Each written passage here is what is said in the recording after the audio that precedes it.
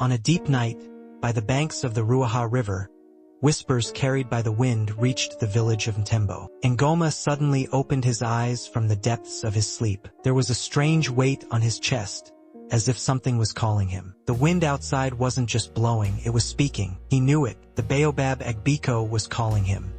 He quietly stepped out of bed, his bare feet pressing into the cool earth. The village was asleep, but inside him, a storm was raging. With his parents fast asleep, he slipped through the door into the night.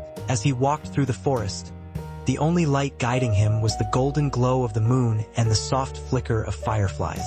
Finally, he stood before the great Baobab. The ancient tree shimmered under the moonlight, its presence both overwhelming and inviting. A strange pull drew him closer. Taking a deep breath, he reached out and placed his hand on its rough bark. And once again, time shifted. The world spun around him.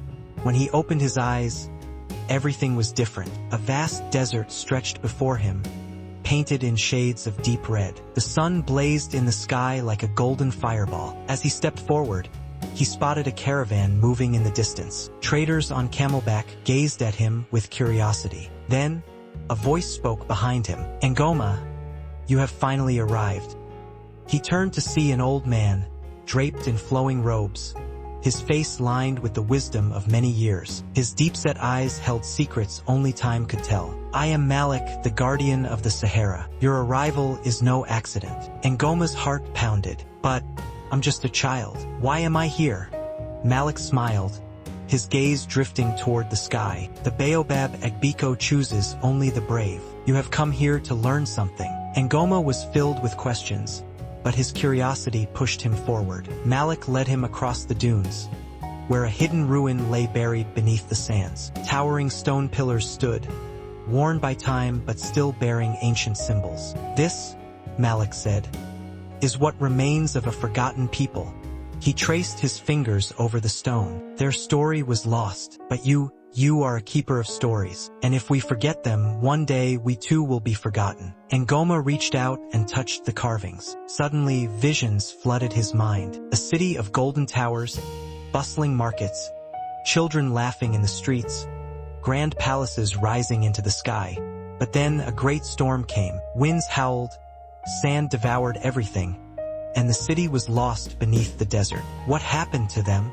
Ngoma whispered. Malik exhaled deeply. To understand, you must listen to time itself.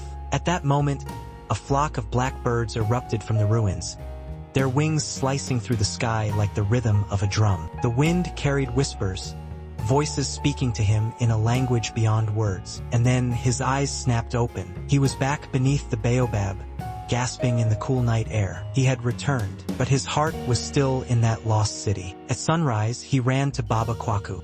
He had to tell him what he had seen, because now he understood.